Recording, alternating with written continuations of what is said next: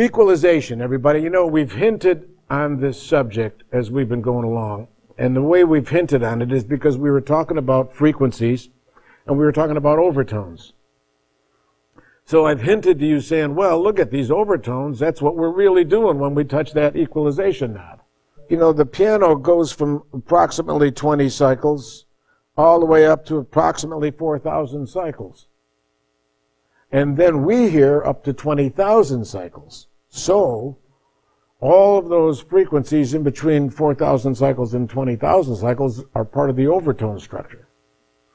And when we go to our knobs on the control board, whatever we're using, whether it's in the computer or on an actual device, when we go to those knobs and we go to 5,000 or 7,000 cycles per second and adjust it, we're adjusting the overtones. Because there are no fundamental pitches up there. It's too high. You know, this is the highest note. That's pretty high, and that's only 4,186. So what about the frequency that's right here? Well, that's an overtone. Meaning like 10,000 or something, whatever. You can see the different instruments of the orchestra and where they lie as far as their ranges go, their fundamental pitches. It's not showing you the overtones. Those are just the fundamental pitches of the instrument. Above those ranges are the overtones. So that gives you a little bit better idea, and you can relate it to something that you can relate to, which is the piano keyboard. Now you can see that. Starting to understand a little bit about these overtones, and I try to make a picture for you where I drew the fundamental, this slow, and then I said is twice as fast.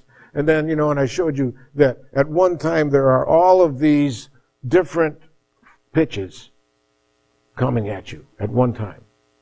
And you can see that, well, they stack on top, and the top one's going a lot faster than the bottom one, So all of those are there. What happens if one of those is quieter than it should be? Meaning to get that texture of the sound. Well, it's going to change the texture.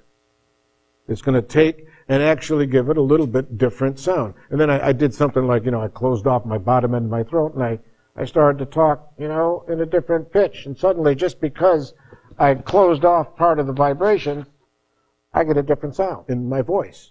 So that means that if we're altering these overtones up there, it's going to change the sound of that, whatever it is you're dealing with.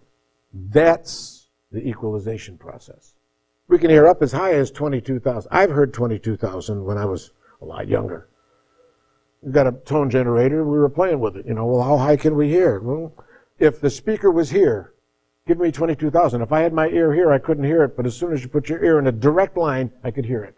And then you back off, because the higher the frequency, the more direct line it is. The lower, the more kind of spread out it is.